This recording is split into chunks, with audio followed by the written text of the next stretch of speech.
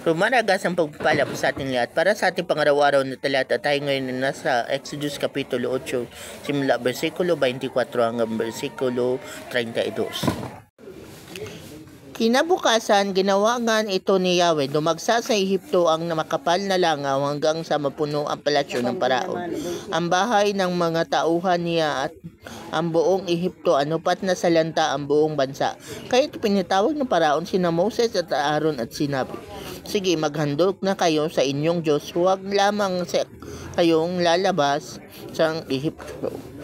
Sumagot si Moses, hindi po maaari dito sa Ehipto. Magagalit po sa amin ang mga Ehipsyo kapag nakita nilang kami naghahandog kay Yahweh sa paraang kasuklam-suklam sa kanila.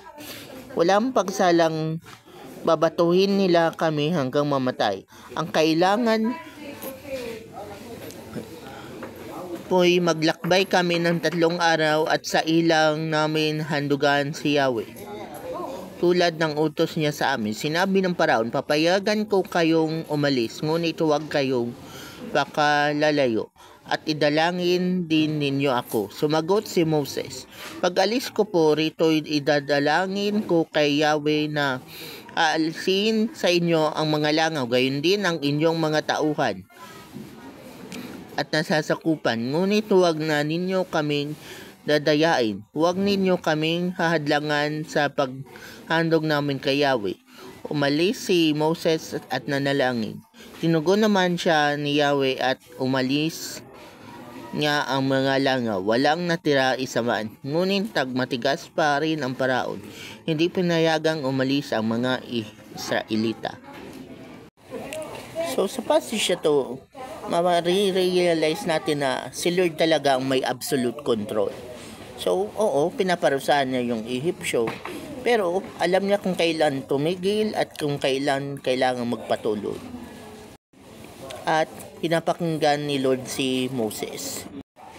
Sa passage to, si Moses, ang linilid niya ay yung Israelites.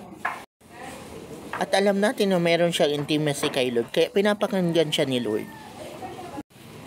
Kaya sa panahon natin ngayon, kung si Moses ay linid yung Israelites, sa panahon natin ngayon, kailangan din natin magkaroon ng isang leader, isang man of God na tunay, dapat tunay.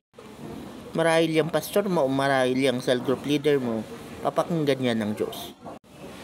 O kung ikaw may linilid ka na at ikaw mismo ay leader, papakinggan ka rin ni Lord. Kaya sa lahat ng mga leader, kung gusto nyo palag kayong pakinggan ni Lord, intimacy is the key.